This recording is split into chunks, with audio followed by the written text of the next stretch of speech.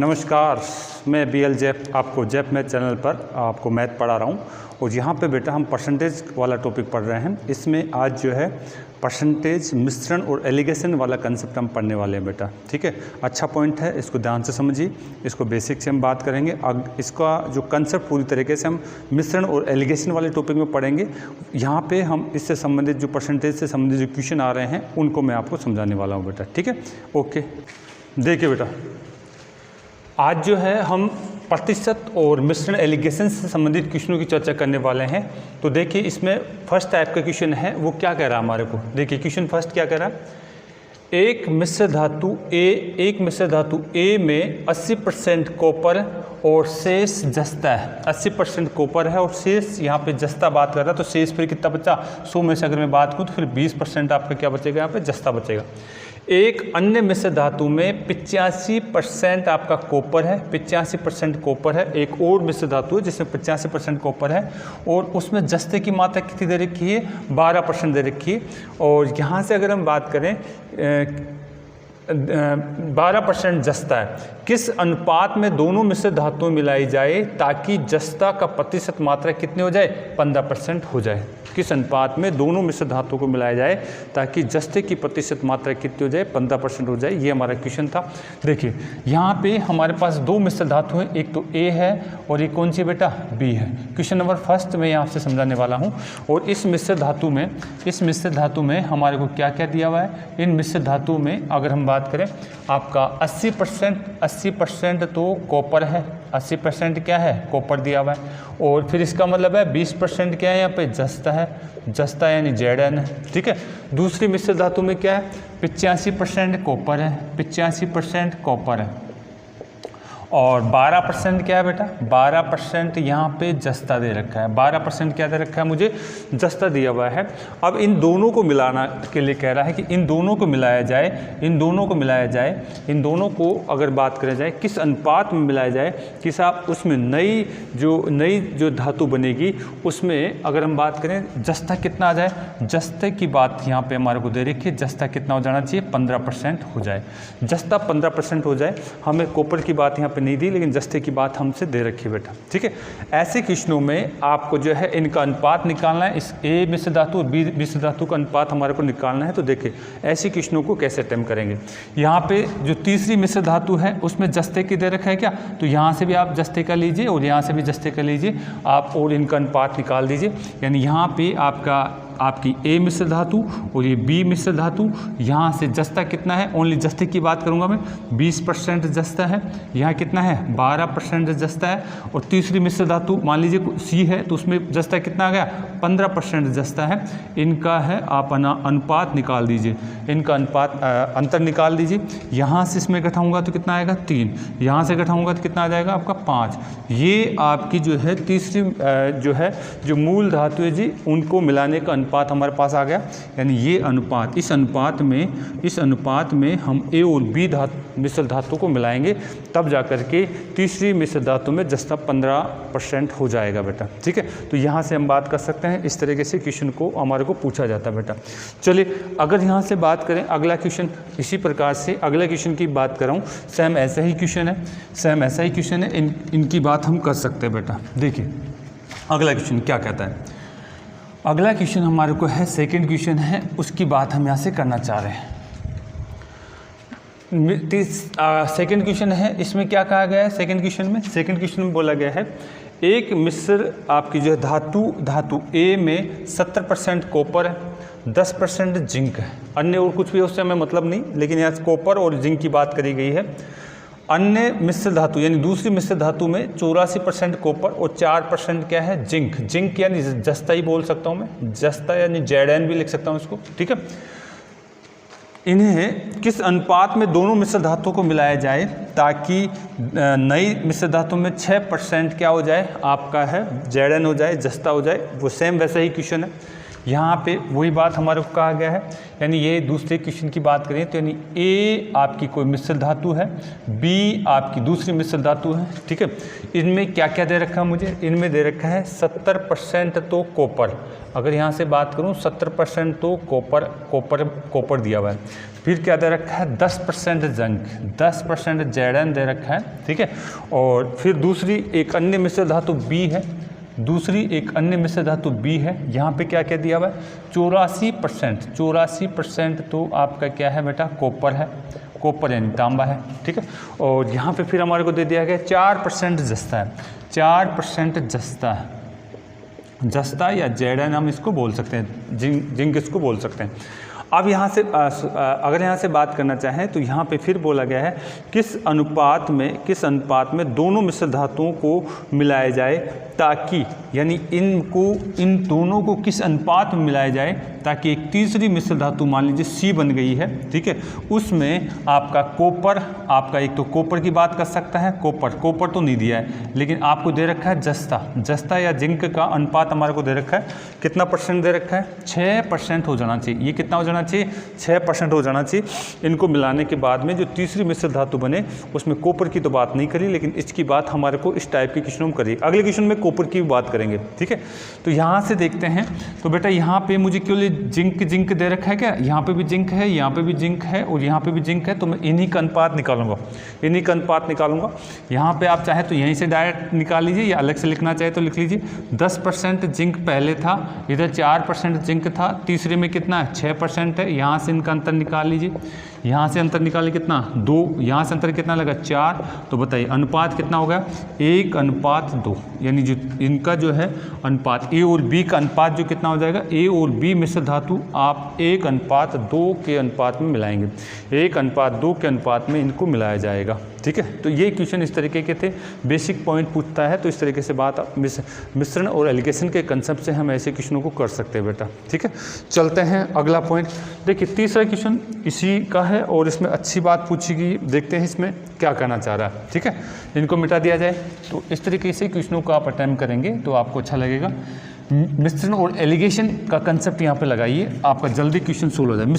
Percentage से भी solve हो जाएगा, लेकिन कैलकुलेशन बढ़ जाएगी, वहाँ पे परसेंटेज से भी ये क्वेश्चन सोल्व हो जाएंगे, लेकिन बेटा आपकी कैलकुलेशन बढ़ जाएगी, ऐसी कंडीशन में आपकी कैलकुलेशन बढ़ जाएगी। चलिए अब यहाँ से बात करें, तीसरा क्वेश्चन क्या कहा है। तीसरे क्वेश्चन में देखो क्या बोला है, एक मिश्र धातु X में 76% सोना और 20% तांबा है। एक मिश्र धातु X में 76% सोना और 20% तांबा है, और मिश्र धातु Y में 84% सोना व 12% तांबा है, ठीक है।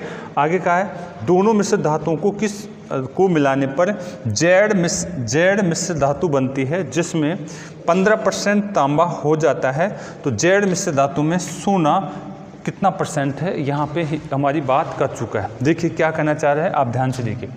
तीसरा क्वेश्चन है, अब की बार इसने जो है आपका जो है अलग पॉइंट पूछ लिया है, वो बात हमसे यहाँ से बात करी जा रही है। देखिए यहाँ से हमारे पास क्या है, तीसरे क्वेश्चन में आपकी जो एक तो मिश्र धातु कौन सी दे दी X, और दूसरी मिश्र धातु कौन सी दे दी Y दे दी। इस मिश्र धातु में हमारे को सोना और तांबे की मात्रा का परसेंटेज हमारे को दे रखा है। X में 76% तो आपका सोना है और 20% क्या है, 20% तांबा है। दूसरी बात करें यहाँ पे Y मिश्र धातु में 84% आपका सोना है और आपका 12% तांबा दे रखा है। 12% क्या दे रखा है, तांबा यहाँ पे दिया हुआ है, ठीक है। और यहाँ पे बोल रहा है इनको मिला दिया गया है, इनको मिला दिया गया है और इनको मिला दिया गया है, इनको मिला दिया गया है। मिलाने के बाद में हमारे पास क्या क्या कहा गया, जेड मिश्र धातु बन गई। ये जो है जेड मिश्र धातु बन गई है। मिश्र धातु हमारी कौन सी बन गई है, जेड टाइप की बन गई है। इसमें आपको यह दिया है तांबा का दे रखा है, यानी यहाँ पे सोना कितना है वो तो हमारे को पता नहीं, यानी सोना का प्रतिशत हमारे को पता नहीं है, लेकिन तांबे की परसेंटेज मात्रा हमारे को दी हुई है।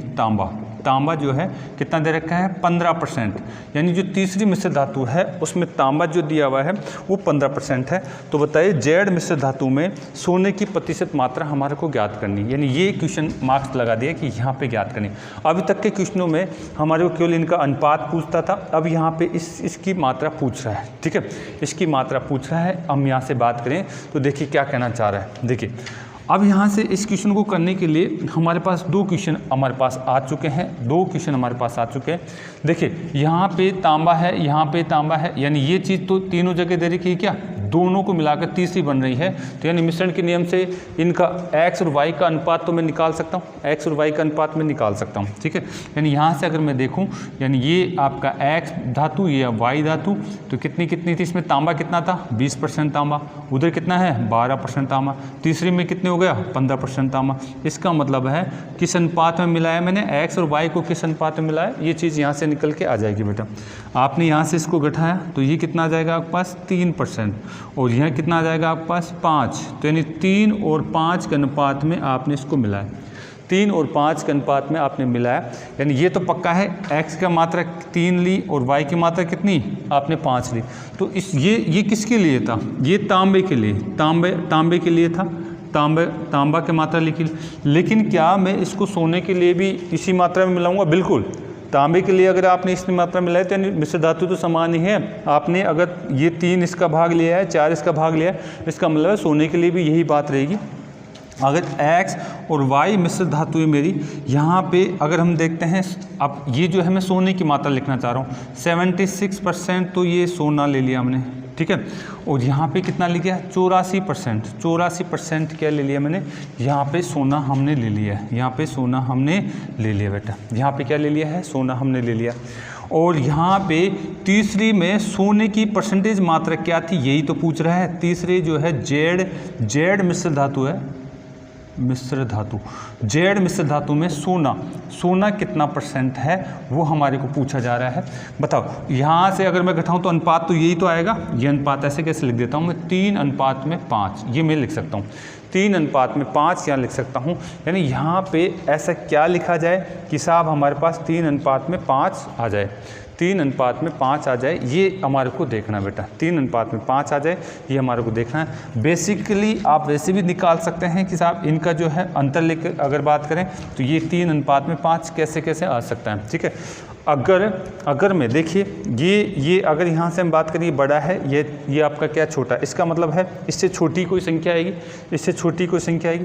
अगर मैं यहाँ पे 81 लिख देता हूँ, अगर मैं 81 लिख देता हूँ तो बताओ इसका अंतर 3 आ रहा है क्या, बिल्कुल 3 आ रहा है। इसका अंतर 5 आ रहा है क्या, बिल्कुल 5 आ रहा है। तो आप ऐसे डायरेक्ट भी अनुमान लगा सकते हैं, या फिर आप इसको सोल्यूशन करना, हमें मिश्रण और एलिगेशन में काफ़ी सारा कंसेप्ट में बताऊँगा यहाँ पर, ठीक है। यानी यहाँ से आप ऐसी संख्या लिखें कि साहब ये हमारे पास कितना आ गया, ये आपके पास 81 और 81 का अंतर 3 आ रहा है, और यहाँ से भी घटाएंगे तो कितना आ जाएगा हमारे पास 5 आ रहा है। तो यानी मैं कह सकता हूँ कि साहब इस जेड धातु में कितनी % रहेगी सोने की, 81% सोने की मात्रा रहेगी। जेड धातु में 81% आपकी क्या रहेगी, सोने की मात्रा रहेगी।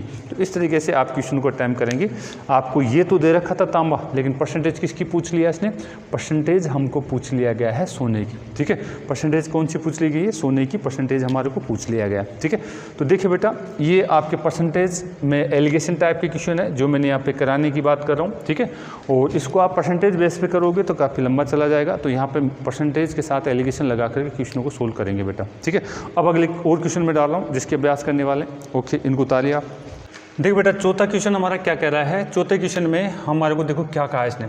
चौथे क्वेश्चन बोला गया है एक मिश्र धातु आपकी क्या है, x में 62% टिन तथा 10% कॉपर है, और मिश्र धातु आपकी y में 66% टिन और 4% कॉपर है। तो दोनों मिश्र धातुओं को पिघलाकर जेड मिश्र धातु बनाई जाती है, जिससे 9% क्या हो जाता है, कॉपर हो जाता है। तो नई जो आपकी बात करी जा रही है, 9% कॉपर हो जाता है, तो नई मिश्र धातु जेड में टिन का परसेंटेज मान क्या है, ये हमारा क्वेश्चन है। अब बेटा यहाँ पे देखिए, अभी हमने बताया यहाँ पे एक तो मिश्र धातु X है और एक कौन सी ले रखी है इसने, एक आपके पास आपकी Y मिश्र धातु ले रखी है।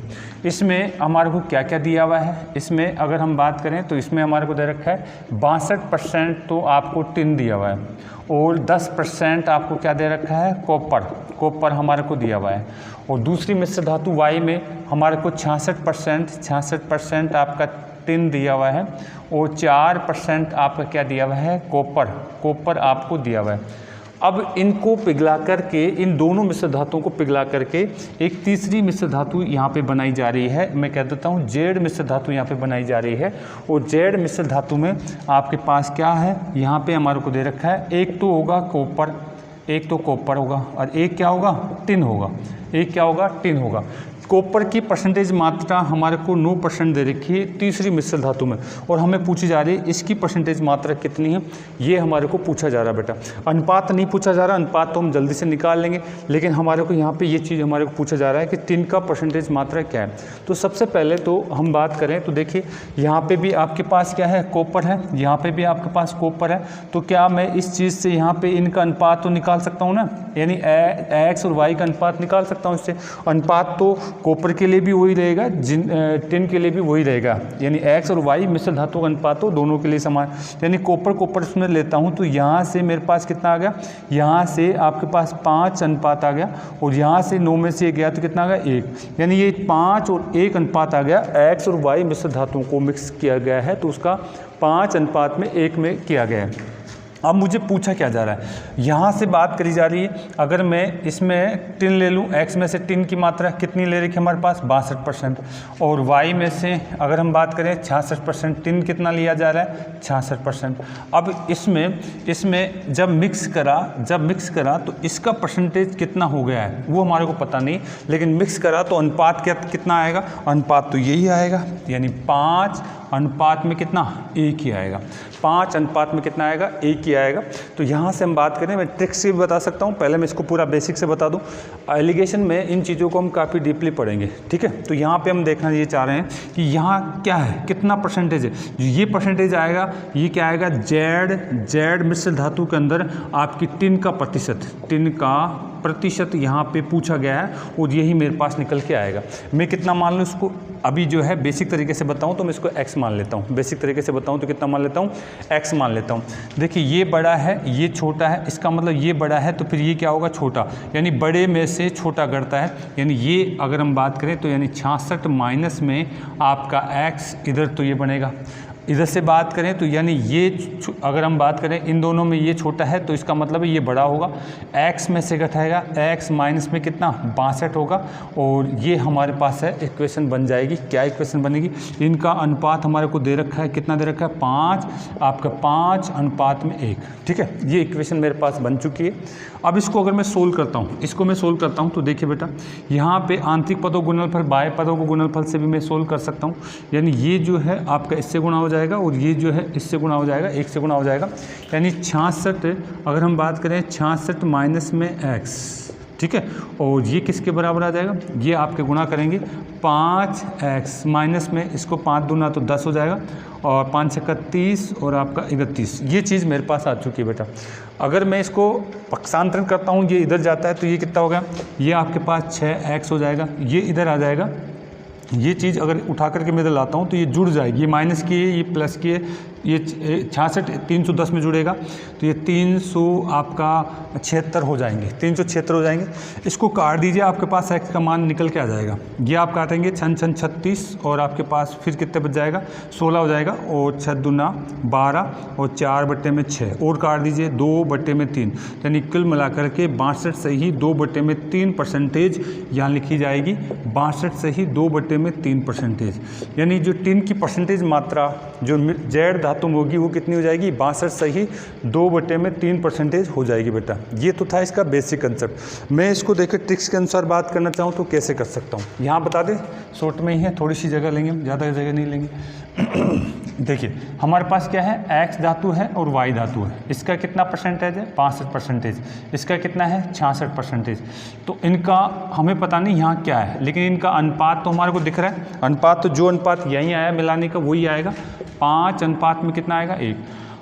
इनका अगर हम बात करें, इनका अंतर देखिए कितना आ रहा है, 4। ये कितने, इसका योग देखिए कितना आ रहा है, 6। यानी 6 बराबर में आप बोलेंगे 4, 1 अनुपात बराबर आप बोलेंगे 4 बटे में कितना है 6, यानी काट दिए किसको 2 बटे में कितना हो जाएगा 2 बटे में 3, यानी जो ये 1 अनुपात बराबर हम बात करना चाह रहे हैं 2 बटे में 3 है, 2 बटे में आपका 3 है।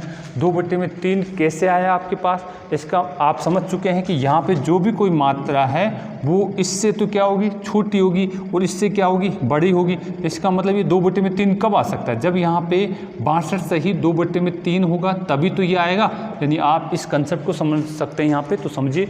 बाकी मैं एलिगेशन में इनको 0 से लेकर के समझाऊंगा बेटा। तो इस प्रकार से यह 3 का परसेंटेज मेरा निकल चुका है, ये ट्रिक्स है, आप इसको ऐसे भी अभ्यास कर सकते हैं। बाकी बेसिक बात मैंने यहाँ से बताई बेटा। अगला क्वेश्चन फिर देखते हैं।